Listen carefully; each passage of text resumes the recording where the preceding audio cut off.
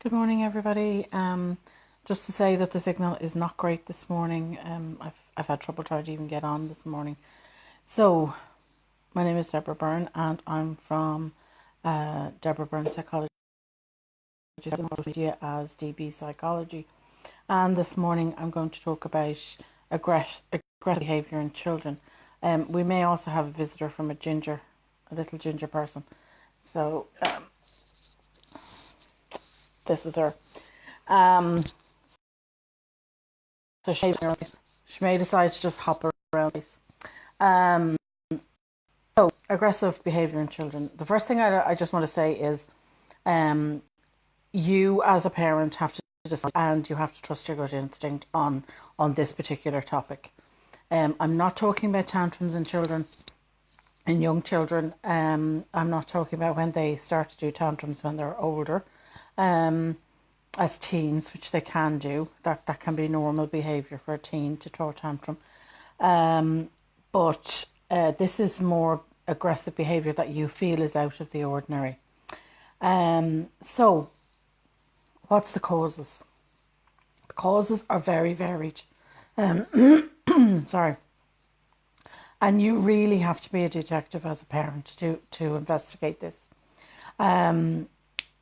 Some causes can start in teen years, and they can be precursors for or indicators for certain conditions such as mood disorders, psychotic illness, any sort of mental illness could be indicated here. So, this is why I'm saying be careful and trust your gut instinct, and don't take no for an answer if you really feel from your GP that they're not giving you, the right referral, or that ask for a second opinion.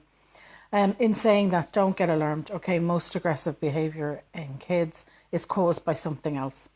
So another indicator can be depression. And I've done a blog on depression in teens and what the signs are for that. So do check it out. It's at www.deborahbyrnepsychologyservices.com.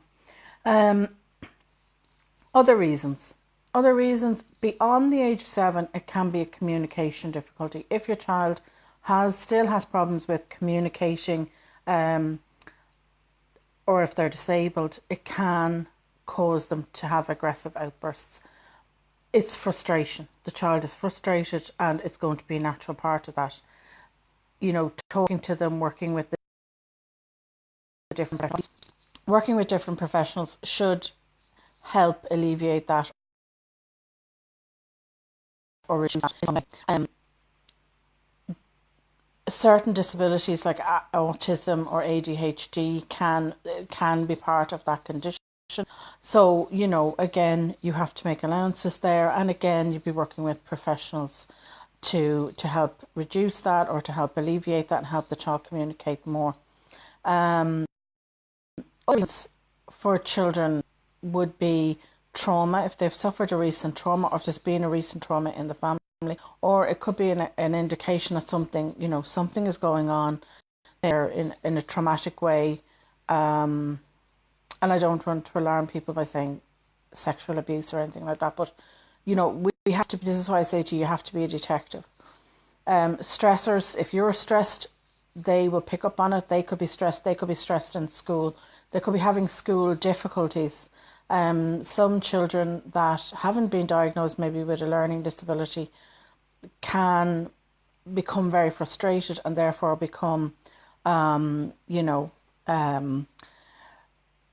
aggressive. They can get frustrated, and therefore they put it out. Yes, we're going to have a tail in the camera, and I apologise for this.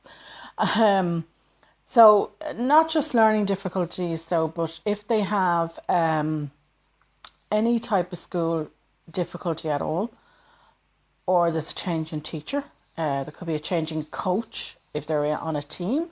There could be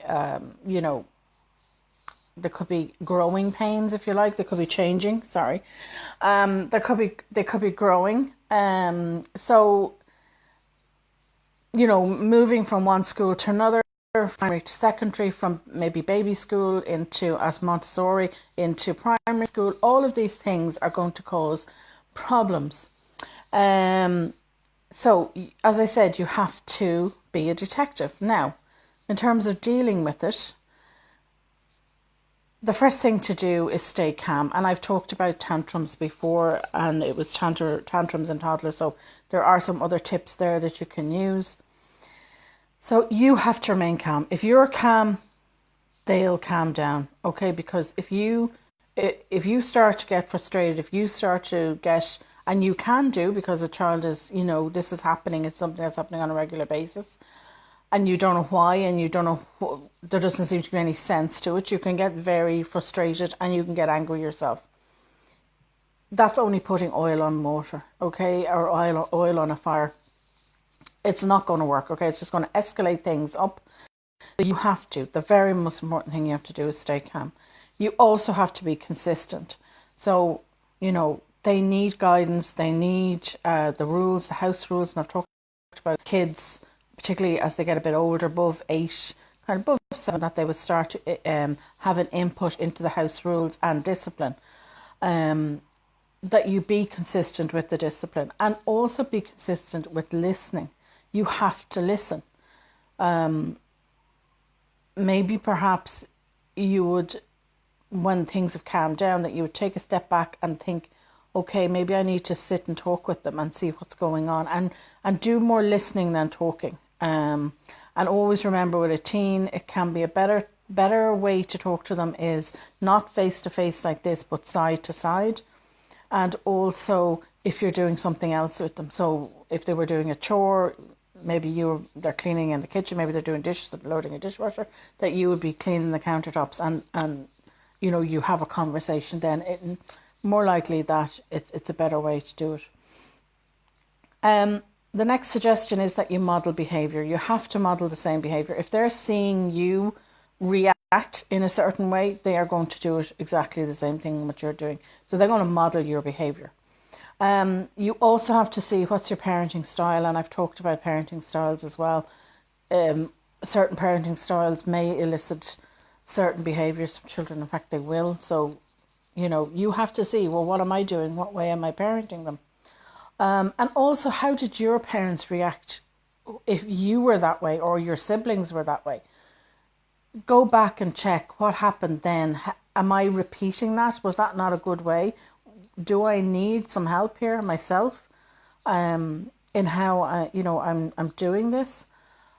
And don't feel that asking for help is a failure. It's not. It says, I love my kids very much and I want them to have and be the best. I want them to have the best. I want them to have the best parent. So, investigating your own behaviour and your own parenting style is very important. Now, getting into the actual nugget of dealing with the behaviour itself, being aware of any patterns. Is there something going on? And I discuss this in a bit more detail in the blog. Is there something going on, or has something gone on? And it's a pattern. So particularly younger children, they may become aggressive if it's a change in routine, they're getting tired, maybe they're hungry. So think about the HALT acronym as we call it: hungry, angry, lonely, or tired. Is that going on? Is there something like that going on? Is there a particular pattern to it? Maybe they don't want to go to sports anymore because there's a new coach. Maybe they don't want to go to music class anymore, and they can't tell you. So think about what is going on, what is kicking it off. Is there a pattern? Is there some sort of pattern? Is it happening more in the mornings when you're trying to get them out to school? Usually a good time for somebody to kick off. Or if you're rushing out the door to after school activities, that's another time they usually kick off. So think about the patterns. Look for those patterns. As I said, be a detective. And I go into a bit more detail in the blog about that, so go and check that out. And of course, don't give in to the bad behaviour. Reward the good stuff. And even if it's small, you're better off rewarding the small stuff. Now, I'm not talking about giving them things. I'm talking about acknowledging that they have done something good. So they're getting the message that if, I'm being paid attention to. I'm getting mum and dad's attention. I'm getting their approval, because that's what they want. They want approval and love from you at the end of the day.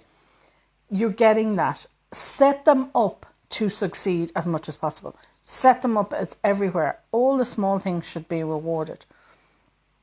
And it's a verbal reward. It doesn't have to be a physical, tangible reward. And don't reward, as I said, don't reward the bad behaviour. Get other people on board. So in part of your detective work, you will have gone and spoken to the new teacher, maybe the grandparents. So if the grandparents are involved in looking after them, if there is, if they're in after school or in nursery, then you'll have spoken to those people there. You'll have spoken to, maybe friends of the children that they're friends with.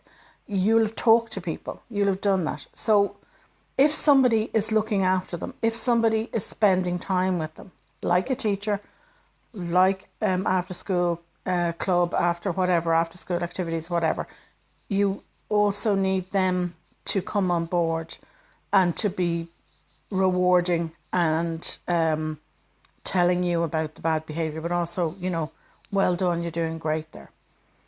So, talk to the other people that are there. And as I said, you need to talk to them. You need to talk to them about what's going on. When things have calmed down, you need to talk to them and ask them, what is going on in their lives. And maybe you don't do it in a way that is about the particular situation that has the last situation where they kicked off.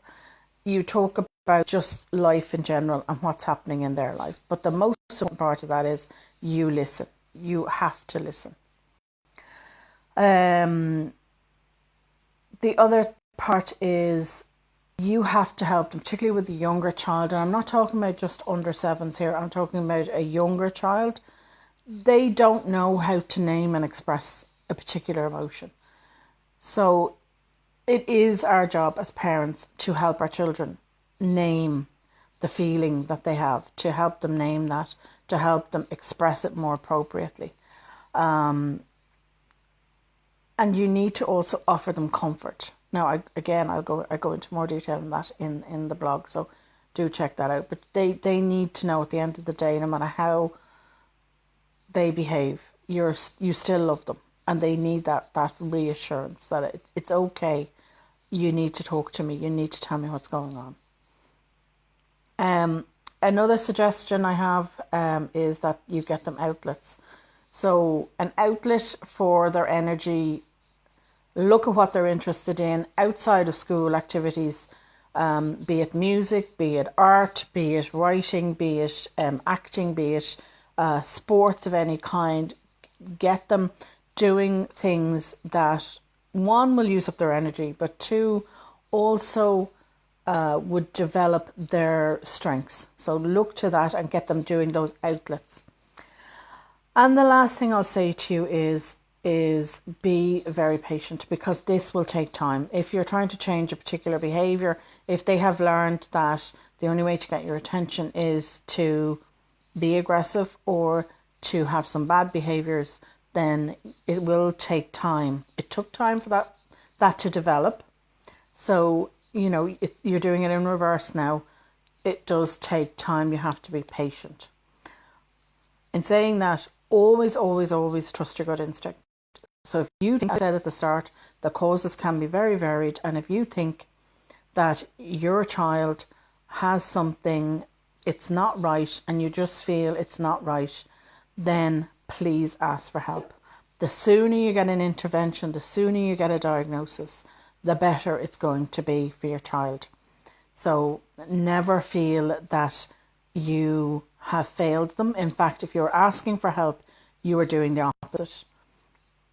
You are succeeding for them. You are succeeding in your parenting, and you are succeeding for them, and you are on the team for your child. So I'm going to leave it there. And Colette, good morning, and Deirdre, good morning. We didn't have a storm. I don't know where that storm was. It wasn't around. And the ginger cat, yes, the ginger cat called Ginny is acting up.